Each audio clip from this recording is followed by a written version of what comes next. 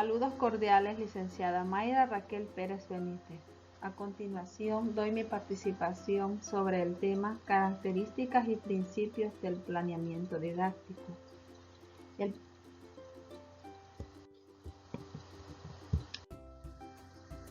planeamiento didáctico tiene una serie de características y principios, cuya función es organizar el proceso de enseñanza y aprendizaje para que se lleve a cabo de la mejor manera.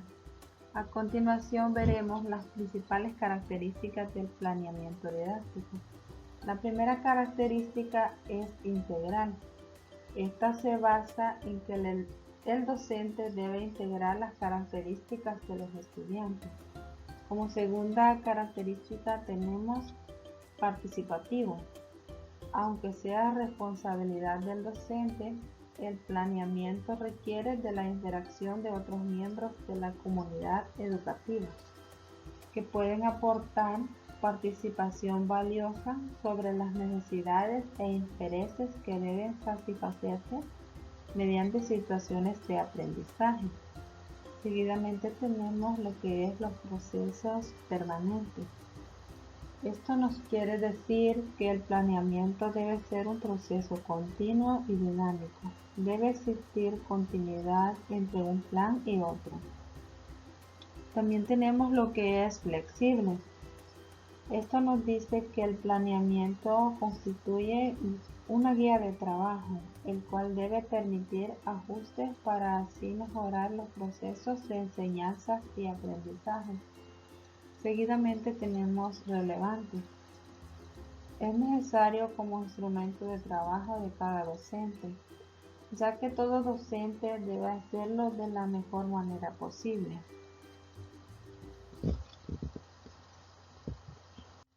Seguidamente tenemos los principios más importantes del planeamiento didáctico. Tenemos el principio de integración, secuencia vertical, coherencia horizontal y gradualidad. Como primer principio los principios son reglas o normas de conducta que orientan la acción de un ser humano. Son el conjunto de valores o creencias, normas que orientan y regulan la vida de las personas. El principio número 1 tenemos integración. Este principio debe contemplar el desarrollo de la persona, tanto en lo cognitivo como en lo emocional y social. Busca que todos los elementos, procesos y sujetos que intervienen en un plan se visualicen de la mejor manera integral. Seguidamente tenemos lo que es secuencia vertical. Este principio queda resumido en 3 instancias, las cuales son conformadas una arquitectura del plan. La número 1 es el microplaneamiento, la número 2 el mesoplaneamiento y la número 3 el macroplaneamiento. En el microplaneamiento tenemos que es la estructura de la clase o curso, así también a la extensión y profundidad de los contenidos. En el mesoplaneamiento son las decisiones con respecto a las áreas y a los ejes didácticos, aplicándose los principios de secuencia e integración. El número 3 es el macroplaneamiento. Este es el resultado de los procesos de las instancias anteriores, es decir, la composición global del pensum de las asignaturas. Seguidamente tenemos lo que es coherencia horizontal. Se refiere a la relación horizontal recíproca que debe dar entre los elementos que estructuran los diferentes documentos, entre ellos los programas de estudio, los planes anuales, unidades de trabajo. Debe existir una relación entre los objetivos, contenidos, actividades y evaluación. Seguidamente tenemos gradualidad. Esto se refiere al carácter progresivo con que el alumno adquiere el aprendizaje, lo que permite ir profundizando sus logros en relación con un contenido, información, actitud o destreza, por medio de las vivencias de experiencias cada vez más complejas. Seguidamente tenemos los aspectos esenciales del planeamiento didáctico. Tenemos los objetivos, los contenidos, las actividades y las técnicas de enseñanza. Uno de los aspectos sería los objetivos. Los objetivos representan los productos de aprendizaje que debe lograr el estudiante. Los contenidos. Estos deben visualizarse en una estrecha relación con los objetivos y así lograr un conjunto de saberes o formas culturales cuya asimilación y apropiación por los alumnos se considera esencial para su desarrollo y socialización. Seguidamente tenemos las actividades. Este aspecto nos garantiza el logro y las necesidades educativas del estudiante y también constituye una herramienta didáctica. Seguidamente tenemos las técnicas de enseñar. Las técnicas de enseñar nos permiten que los alumnos demuestren los aprendizajes adquiridos. Seguidamente tenemos lo que es aprendizaje significativo y conocimientos previos. El aprendizaje significativo, esto ocurre cuando la información nueva se conecta con un concepto relevante, cuya existencia en la estructura cognitiva. Esto implica que las nuevas ideas pueden ser aprendidas significativamente. Un ejemplo de aprendizaje significativo sería que el alumno aprende los nombres de los animales de la granja y los ve en los libros, los asimila, aprende sus sonidos, los colores de los animales, si tienen manchas o si tienen orejas largas. Y así, cuando van de visita a una granja y ven los animales en su ambiente natural y vivos, es ahí donde se relaciona con la información previa recibida en el salón de clase. Seguidamente tenemos conocimientos previos. Es la información que el individuo tiene almacenada en su memoria debido a sus experiencias pasadas. Seguidamente tenemos los requisitos para ser un buen planificador. Como número 1 tenemos ser realista. Esto nos indica que debemos actuar con sentido práctico, por lo tanto es basarse en nuestra realidad y en nuestro presente, teniendo en cuenta las posibilidades y limitaciones. Seguidamente tenemos ser concreto. Este requisito se expresa con precisión y claridad. También tenemos lo que es tener en cuenta las capacidades de los estudiantes. Como podemos observar en este requisito, el docente debe propiciar actividades participativas y fomentar el aprendizaje cooperativo. También tenemos lo que es organizar estrategias y técnicas, métodos e instrumentos. Este requisito se hace necesario el desarrollo de técnicas e instrumentos específicos. También tenemos lo que es organizar adecuadamente el tiempo. Ser organizado con los programas, esto ayudará de gran manera al docente, ya que así no le sobrará ni le faltará demasiado tiempo. También tenemos lo que es ser creativo. La creatividad es tan importante al momento de seleccionar los materiales y recursos, así logrará tener una clase muy activa. Seguidamente tenemos mantener las relaciones estrechas. Esto nos dice que cada docente debe tener una buena comunicación con sus alumnos, ya que esto le permitirá a la hora de realizar el planeamiento didáctico. También tenemos establecer relaciones contextualizadas. Este requisito nos indica que se debe de ajustar de acuerdo a la necesidad, a la edad, la madurez y las circunstancias. También tenemos reconocer los tipos de aprendizaje. Cada estudiante tiene diferentes características y habilidades y esto debe ser reconocido por el docente para así tener una mejor organización de las actividades y evaluaciones.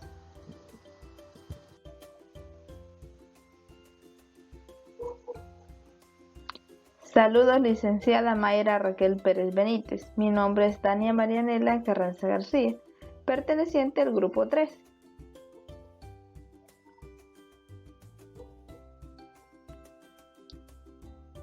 Expondré sobre el tema enfoques acerca de la naturaleza, importancia y necesidad del planeamiento didáctico. Pero antes que todo vamos a definir brevemente qué es el planeamiento didáctico. El planeamiento didáctico es el nivel más concreto de planificación educativa. Se centra específicamente en los procesos de enseñanza y aprendizaje y en el nivel del aula, por lo que el responsable directo de su diseño es el docente. También vamos a definir un poco qué elementos debe de proporcionar un enfoque. Como número 1 sería, se adapta a las necesidades de los estudiantes y su contexto. Como número 2 sería, contribuye a que los estudiantes aprendan y aprendan mejor. Como número 3 sería, motiva a los estudiantes en el proceso de enseñanza y aprendizaje. Y como número 4 sería que lleva al docente a mejorar cada vez más. Ahora vamos a lo que es enfoques acerca de la naturaleza del planeamiento didáctico. Como número 1 teníamos enfoque psicologista. El planeamiento didáctico debe enfatizar que el centro de atención es el estudiante y su actividad. Por otra parte, considera al estudiante como elemento central. ¿Esto qué quiere decir? Que involucra al educador a determinar y considerar los intereses y necesidades de los estudiantes para garantizar la práctica pedagógica sea una respuesta a esas experiencias. Como número 2 tenemos el enfoque academicista. La situación acá es diferente. Se prioriza en lo académico, es decir, conocimiento por sí mismo y el uso de la memoria y la repetición. Acá se enfatiza en el proceso de selección y organización del contenido proveniente de la cultura sistematizada. Como los objetivos de acá serían orientar fundamentalmente al desarrollo del potencial intelectual de los estudiantes, en tanto en las estrategias didácticas que se plantean garantizar que tengan una efectividad en la transmisión en los contenidos. Como número 3 teníamos el enfoque tecnológico. En el planeamiento didáctico tampoco se incentiva a la participación y interacción de los estudiantes. Bueno, ¿qué quiere decir que se trata este enfoque? Se caracteriza por usar un diseño instruccional que es asumido por el docente como un proceso de ciertas conductas observables que se esperan que logre el estudiante. Ya como para centrarse acá sería que se enfatiza en el señalamiento de los recursos o medios didácticos tecnológicos a los que recurrirá el educador. Los métodos de enseñanza son poco flexibles y cuentan como procedimientos de autoaprendizaje. Como número 4 tenemos el enfoque socio-reconstruccionista. Este debe promover la acción y construcción del conocimiento por parte de los estudiantes a través de actividades de análisis, discusión y socialización. Bueno, en este enfoque principalmente se centra en plantear una práctica pedagógica que se constituye en la respuesta a la problemática social en la que se desenvuelven los estudiantes. Como número 5 tenemos el enfoque dialéctico. Este debe centrarse en el desarrollo de estrategias y actividades que propicien en los estudiantes la acción y reflexión. Bueno, lo que se ve acá que se visualiza como un proceso dinámico y emergente. Tiene como su objetivo brindarles un proceso de reflexión y acción a los estudiantes, orientando a los docentes. Esto se puede decir que también consiste en un sistema de planificación que se construye con los estudiantes mediante la reflexión y acción. Como número 6 tenemos el enfoque constructivista. Este deberá fomentar en el estudiante un aprendizaje significativo y favorecer la creación del conocimiento, utilizando diferentes estrategias y técnicas. Lo que quiere decir acá que se enfatiza en el proceso de aprendizaje de los estudiantes. Propicia así la construcción individual y colectiva del conocimiento por parte de los estudiantes.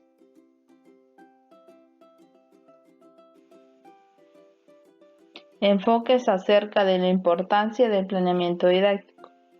1. Eficiencia. Facilita el cumplimiento de los objetivos o resultados previstos. Esto quiere decir que siempre lograrán los resultados previstos. Como 2 tenemos economía. Este elemento es fundamental porque permite que los resultados se alcancen con un uso racional del tiempo y del trabajo. ¿Pero qué quiere decir esto? Logra los resultados con el menor costo de tiempo, trabajo y recursos. Como 3 tenemos utilidad. La secuencia horizontal de las acciones, estrategias y técnicas con los otros elementos permitirá que se alcancen los objetivos propuestos. ¿Pero qué realiza? Realiza las acciones que contribuyen a alcanzar los aprendizajes deseados. Como 4 tenemos el orden. Es una regla de oro en nuestro quehacer. Pero, ¿qué es lo que hace el orden? Bueno, asegura la secuencia adecuada para lograr los resultados esperados. Como 5 tenemos la relación vertical. Este elemento permite tener un marco de referencia global del proceso didáctico.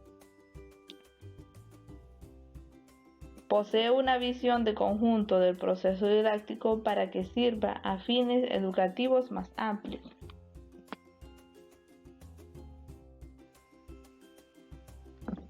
Enfoques acerca de la necesidad del planeamiento didáctico. 1. Responde a las interrogantes. Como por ejemplo, tenemos que enseñar. La respuesta para ello serían los conocimientos, las teorías y los conceptos propuestos en los programas de estudio de cada asignatura. Pero se los haría otra pregunta como sería ¿para qué enseñar? Bueno, la respuesta de ello sería para cumplir con los fines de la educación y formar al ideal del ser humano de la sociedad. Como 2 tiene adecuar al currículo, porque permite adecuar los programas de estudio a un contexto geográfico y socioeconómico específico. Como 3 previene y controla. Es necesario para prevenir y controlar aquellos factores que en determinado momento pueden intervenir en forma negativa en el proceso de enseñanza y aprendizaje. Como 4 tenemos tareas específicas. El planeamiento es necesario también para planificar las tareas específicas o concretas del proceso diario de enseñanza y aprendizaje. Como 5 tenemos define con claridad estrategias metodológicas. Es necesario para definir con claridad, exactitud las estrategias metodológicas. Bueno, como 6 tiene cumple con propósitos evaluativos. El planeamiento didáctico es necesario para cumplir con los 3 propósitos de la evaluación. ¿Pero cuáles serían? La evaluación diagnóstica, la evaluación formativa y la evaluación sumativa. Tengan buenos días. Esta presentación va a consistir en una carátula, un marco legal y el desarrollo. El tema es el marco filosófico y legal de la política educativa. Marco filosófico y legal de la política educativa salvadoreña. El pensamiento filosófico sustenta la práctica educativa, orienta la enseñanza con el fin de forjar un individuo y una sociedad digna y coherente con la sociedad actual. Esto quiere decir que la práctica educativa debe ser de acuerdo al contexto en el que se vive. Educación. La educación es un elemento muy importante en la socialización de personas. Es uno de los medios para transmitir valores. El objetivo primordial de la educación es el de formar a un ser humano con características, valores y actitudes. Es una contribución del ser humano y al tener como meta primordial la formación del hombre. Dentro del marco legal de la política educativa tenemos la Ley General de Educación, la Ley de Educación Superior, Ley de la Carrera Docente, Ley de Ética Gubernamental, Ley de Protección de la Niñez y Adolescencia y la Constitución de la República. Ley General de la Educación. La Ley General de Educación es una ley que determina los objetivos generales de la educación y se aplica a todos los niveles y modalidades. Regula la prestación del servicio de las instituciones oficiales o privadas. Ley de Educación Superior.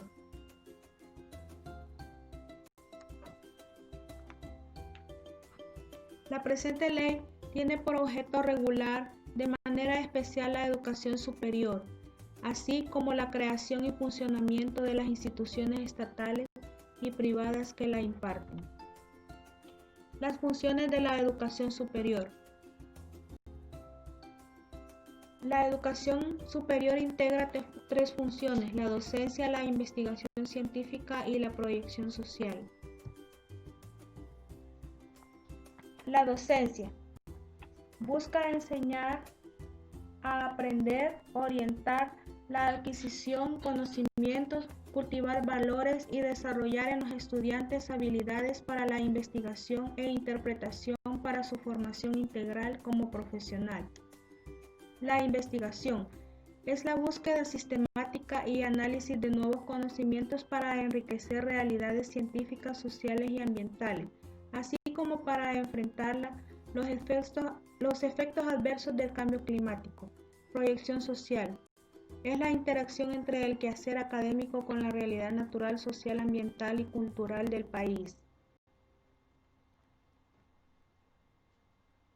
Ley de la carrera docente.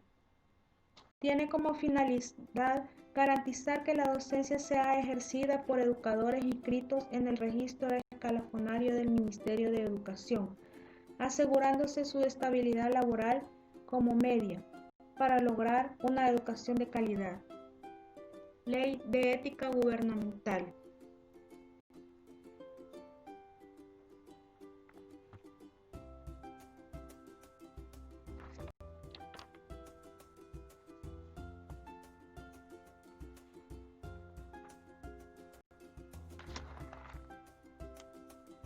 Tiene por objeto normar y promover el desempeño ético en la función pública del Estado, sancionar los actos contrarios a los deberes, las prohibiciones éticas establecidas en la misma.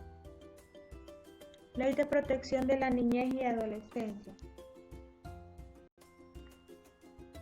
Tiene por finalidad garantizar el ejercicio y disfrute pleno de los derechos y facilitar el cumplimiento de los deberes de todo niño y niña y adolescente en El Salvador. El derecho a la educación y a la cultura es inherente a la persona humana. En consecuencia, es obligación y finalidad primordial del Estado su conservación y fomento y difusión. Artículo 53 de la Constitución.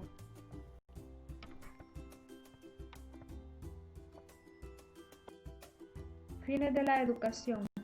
Lograr el desarrollo integral de la personalidad. Esto quiere decir que la vida es personalidad. Debemos practicar hábitos higiénicos y enseñarles a los niños buenos hábitos. Contribuir a la construcción de una sociedad más justa y humana. Cuando la educación trabaja por ser una sociedad más justa, conocer la realidad nacional e identificarse con valores. Esto quiere decir que la educación sin valores no es educación. Inculcar el respeto a los derechos humanos y a la observación de los diferentes deberes.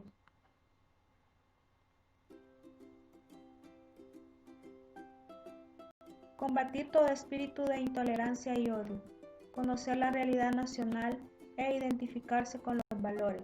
Constitución de la República, artículo 55. Y la Ley General de Educación, artículo 2.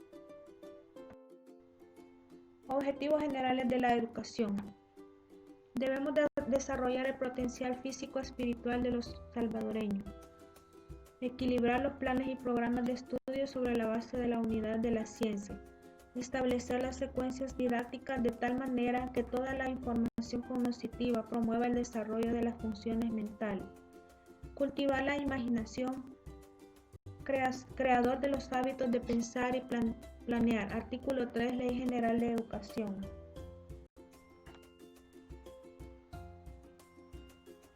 El sistema educativo se divide en dos: la educación formal y la educación informal. La educación formal es la que imparte en establecimientos educativos autorizados, es la que ya todos conocemos.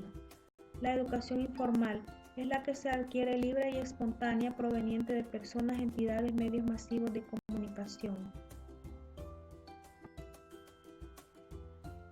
Entre los tipos de educación tenemos educación inicial, educación básica, educación media y educación superior. La educación inicial es la educación de los primeros inicios de años de vida del niño. La educación básica es la edad de primer grado hasta noveno grado. Educación media es bachillerato y la educación superior universidad.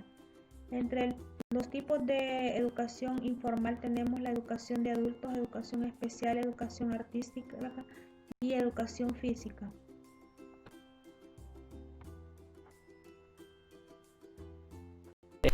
Entre ellas tenemos principios rectores de la política. Política de igualdad de género. Tiene como fin educar al pueblo salvadoreño sin discriminación de género. Esta política tiene como el fin, como lo mencionamos, educar al pueblo sin que haya discriminación de género. También tenemos principios de igualdad de derechos, que reconoce a todas las personas las capacidades de poseer y ejercer los mismos derechos, ya que todos somos iguales. También tenemos el principio de equidad, que es el conjunto de acciones que conduce a compensar y corregir las disparidades entre los géneros y las condiciones de discriminación persistentes para lograr la igualdad real. Continuemos. El alcance de la política. Tenemos que la visión de esta política es lograr una comunidad educativa e inclusiva, que no sea sexista, que desarrolle la ciudadanía plena. También tenemos la implementación de la política, que abarca todos los ámbitos de actuación y responsabilidad del Ministerio de Educación, conforme a las competencias establecidas. También tenemos el sector magisterial, que abarca el ámbito de la formación docente con énfasis al personal del sector público. Es la que abarca la formación docente de todo el personal que es del sector público. Continuemos. Roles y responsabilidades en la implementación de la política. Tenemos entre ellos el rol del Ministerio de Educación. Es el que lidera la presente política por tratarse de una política pública del sector de educación. Tenemos también el rol de la unidad de género, que es la responsable de orientar, monitorear y dar cumplimiento a la presente política. También tenemos el rol de los directores, personal docente y personal de la escuela. que es aplicar todos los espacios educativos, los principios, los valores, la visión, los objetivos y acciones previstas en esta política. También tenemos el rol de los estudiantes, que es participar activamente en procesos de aprendizaje sobre equidad e igualdad de género para el ejercicio pleno de su propia vida. Como podemos ver, notamos una imagen de una balanza, ¿verdad?, donde aparecen los dos géneros y se ve que están iguales. Entonces nosotros tenemos que ser equitativos y no discriminar a nadie, ya que todos valemos igual. Continuemos. Retos a resolver con la política. Entre ellos tenemos construir una comunidad educativa inclusiva y no sexista que sirva de base para que la población estudiantil pueda desarrollar plenamente sus capacidades productivas y ciudadanas. También tenemos educación incluyente y no sexista, que requiere una intervención en la ideología y la práctica educativa en los estudiantes, ya que ellos traen otra ideología, ¿verdad? Entonces requieren una intervención ideológica para que ellos aprendan y no sean sexistas. También tenemos la prevención de violencia de género. En esta área están centrados en disminuir las altas tasas de embarazo y abandono escolar de adolescentes y altos niveles de violencia por razón de género y orientación sexual. En esta prevención, más que todo se centran en la disminución de las tasas de los embarazos, ya que es bastante alta en los adolescentes, y también en los altos niveles de violencia por razón de género y de orientación sexual, ya que a veces se discriminan, pero no debe ser así. Continuemos. Entre estos temas hemos tenido unas pequeñas conclusiones, que tenemos que contribuir para que haya más igualdad y equidad de género, ya que actualmente no hay mucha igualdad ni equidad de género. En la siguiente tenemos que ayudar a combatir las altas tasas de embarazo en los adolescentes. Tenemos que enseñarles a prevenir desde la adolescencia. Siguiente tenemos que ayudar a combatir la violencia por causa del género y la orientación sexual, ya que es bastante común y pues tenemos que empezar a combatir, ya que todos somos iguales y no hay que discriminar. Muchísimas gracias.